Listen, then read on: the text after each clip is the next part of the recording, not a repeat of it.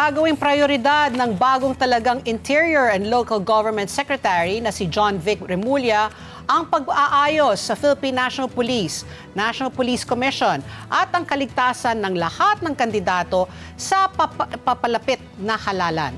Inilatag po ng dating Governor ng Cavite ang tatlong usapin na ito sa pagpupulong nila ni Pangulong Ferdinand Marcos Jr.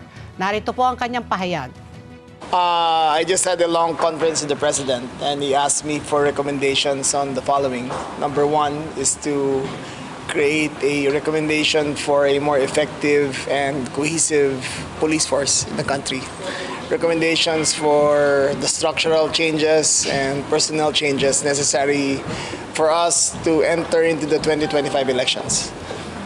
Number two, we also asked to review the structure and the personnel of NAPOLCOM on what needs to be done in order to make it more neutral and more cohesive also in addressing the concerns of the police force.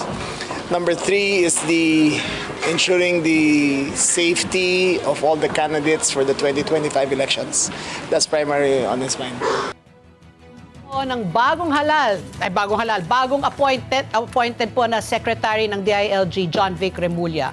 Itinalaga si Remulla para pamunuan ang DILG bilang kapalit po ni Benher Abalos na tatakbo naman para sa pagkasenador.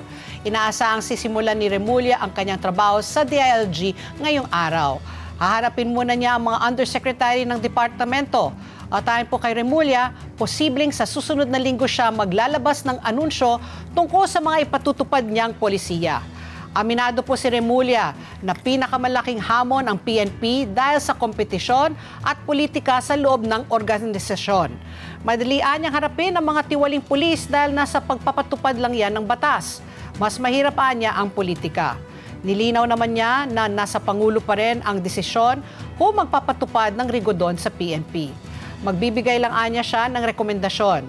At nangako rin si Remulla na titiyakin niyang tapos ang lahat ng operasyon ng mga Philippine Offshore Gaming Operator pagsapit po ng December, alinsunod sa utos ni Pangulong Marcos.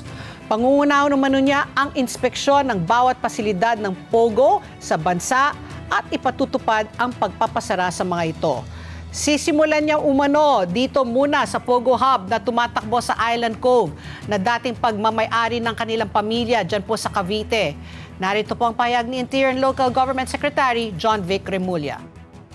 I think under the instructions by December 15, we will have our final inspection of all Pogos. By December 31, they should be closed. But as I have been informed, I think by December 15, all of them will be closed already. I will visit each and every one personally and padlock the premises and make sure that they are closed.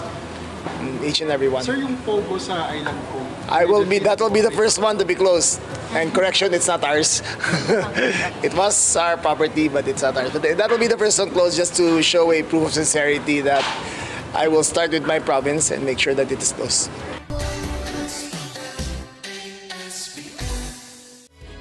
Together, Sunnet 25, Sunnet 25.